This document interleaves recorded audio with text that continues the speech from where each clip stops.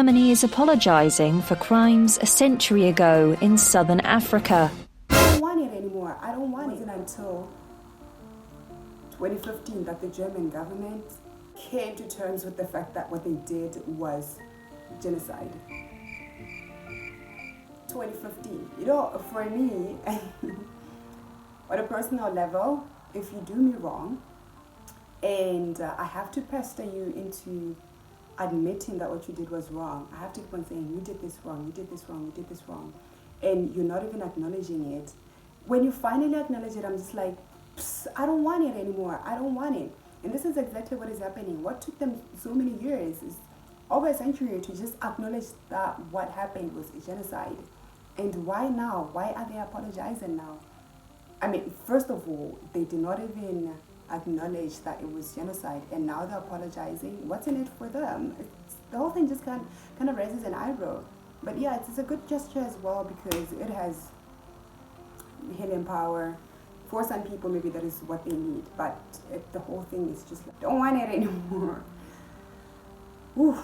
This is huge. This is beyond me. I'm not a historian. I'm just a descendant of the victims, and I had something to share. I have a few concerns with this. As much as this is a beautiful thing, I actually believe that there is so much power in apologizing.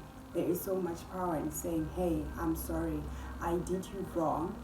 This is what I did to you, and I'm taking full responsibility for what I did. Please forgive me. I feel like this has so much healing power, and it can be somewhat therapeutic, and it can somewhat give people closure. But then again, I have a few concerns regarding the apology. First of all, who was affected by the genocide? Who was raped by the German troops back then?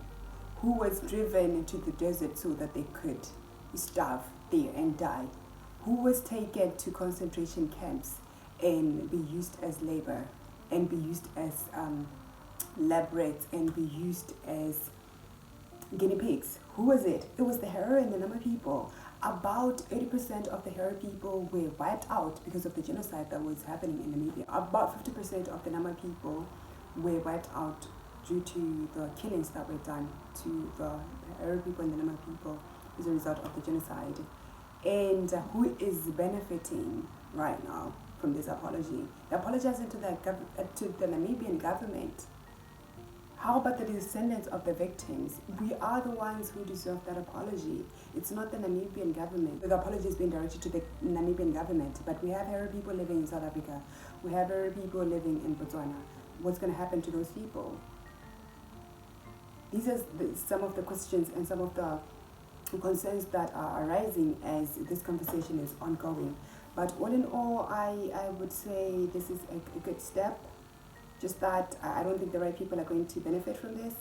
And there's just so much that is going on in Namibia that I don't know if I should leave the voice notes here, that is happening.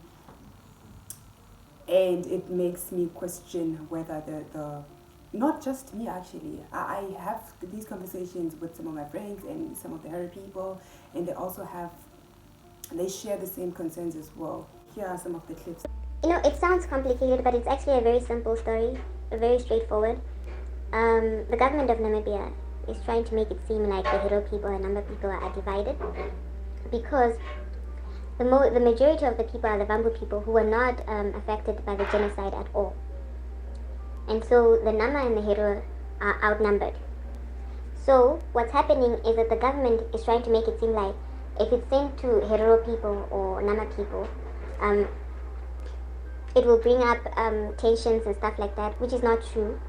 They just want it to be under the custodian of the government, which the affected groups, the Nama and the Herero, don't want it to be like that. Like, it wasn't the government that was affected, it was two specific communities. So why should it go to the government? It doesn't make sense. So to simplify it, it's a thing of tribalism as well. Everyone wants the money. Everyone wants the money that belongs to the Herero and Nama people.